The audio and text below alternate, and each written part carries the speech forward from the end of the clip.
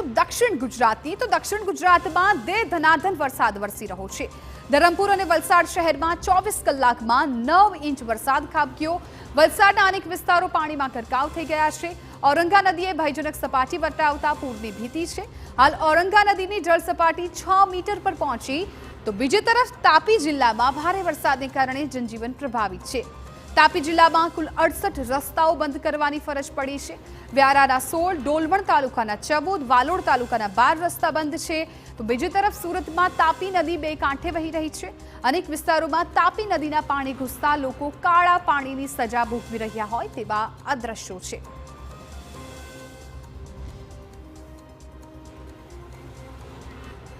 તો આ તરફ સુરતની વાત કરીએ તો તાપી નદીમાં સતત પાણીની આવક છે। ફ્લડ ગેટ બંધ કરાતા વરસાદી પાણી બેક મારી રહ્યા છે।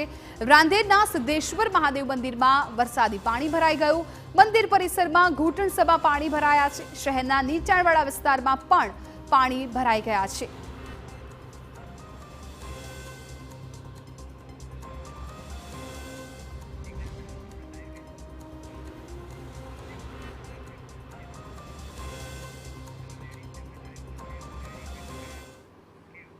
તો ઓલ ઓવર ગુજરાતની વરસાદી શું સ્થિતિ છે તેની જાણકારી આપી રહ્યા છે મારા સંવાદદાતા બળદેવ સુથાર। બળદેવ, દક્ષિણ ગુજરાતની વાત કરીએ તો પહેલેથી જ્યારથી ચોમાસાની શરૂઆત થઈ છે દક્ષિણ ગુજરાતમાં ભારે વરસાદ નોંધાઈ રહ્યો છે। સૌથી વધુ વરસાદ દક્ષિણમાં જ હતો। અત્યારે ઓલ ઓવર જોવા જઈએ તો શું સ્થિતિ છે? એક તરફ હવામાન વિભાગે રેડ એલર્ટ પણ આપ્યું છે। ડીપ ડિપ્રેશનને કારણે પણ દક્ષિણ ગુજરાતમાં ખાસી એવી અસર જોવા મળશે। જે રીતે જ્યારથી ચોમાસું શરૂ થયું છે ત્યારથી લઈને દક્ષિણ ગુજરાતની વાત કરીએ તો દક્ષિણ ગુજરાતના મોટાભાગના જિલ્લાઓ અને તાલુકાની અંદર જે વરસાદ છે નોંધપાત્ર જે વરસાદ છે તે જે નોંધાયો છે। કારણ કે દર વર્ષે દર ચોમાસાની અંદર આ રીતની સ્થિતિ છે તે દક્ષિણ ગુજરાતની અંદર જોવા મળતી હોય છે। ત્યારે આ વર્ષે પણ સારો એવો વરસાદ છે તે દક્ષિણ ગુજરાતની અંદર જોવા મળ્યો હતો। અને ગુજરાત હવામાન વિભાગ તરફથી જે રીતે આગાહી કરી હતી કે આગામી જે તારીખ 26, 27 અને 28ના 3 દિવસ જે ભારે વરસાદ વરસી શકે છે। ત્યારે આજે 26 તારીખના વહેલી સવારથી જે સુરત જિલ્લાના મોટાભાગના વિસ્તાર એટલે કે ઉમરપાડા છે, માંડવી છે, કીમ છે, ઓલપાડ છે, સુરત જિલ્લાના તમામ જે જિલ્લાઓ છે ત્યાં ભારે જે વરસાદ છે વરસ્યો હતો। અને સુરતની વાત કરીએ તો સુરતની અંદર મોડી રાત્રે જે ભારે વરસાદ વરસ્યો હતો અને તેના કારણે તાપી નદીની વાત કરીએ તો તાપી નદી હાલમાં બંને કાંઠે વહી રહી છે।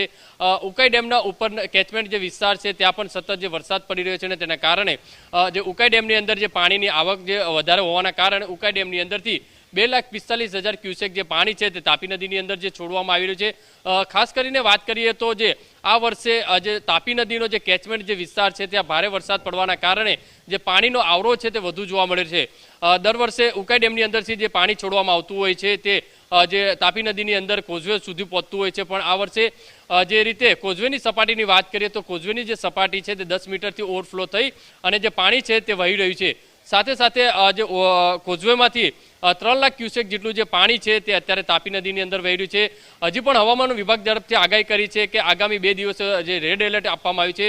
નવસારીની વાત કરીએ, વલસાડ છે, સુરત છે, આ તમામ જે મોટાભાગના જે દક્ષિણ ભાગના વિસ્તારો છે ત્યાં પણ હજુ 2 દિવસ ભારે કહી શકાય છે। કલેક્ટર વિભાગ તરફથી પણ જે રીતે માહિતી આપવામાં આવી છે કે લોકો વગર જરૂર ન જણાય તો પોતાના ઘરની બહાર ન નીકળે। કારણ કે હવામાન વિભાગ તરફથી જે આગાહી કરી છે ભારે વરસાદ અને ભારે પવન ફૂંકાશે અને તેના કારણે વરસાદની પાણી ભરાવાના સ્થિતિના કારણે અનેક રોડ રસ્તાઓ છે તે બંધ કરવાની સ્થિતિ પણ ક્યાંક આવે તે રીતનું શક્યતા વ્યક્ત કરવામાં આવી છે।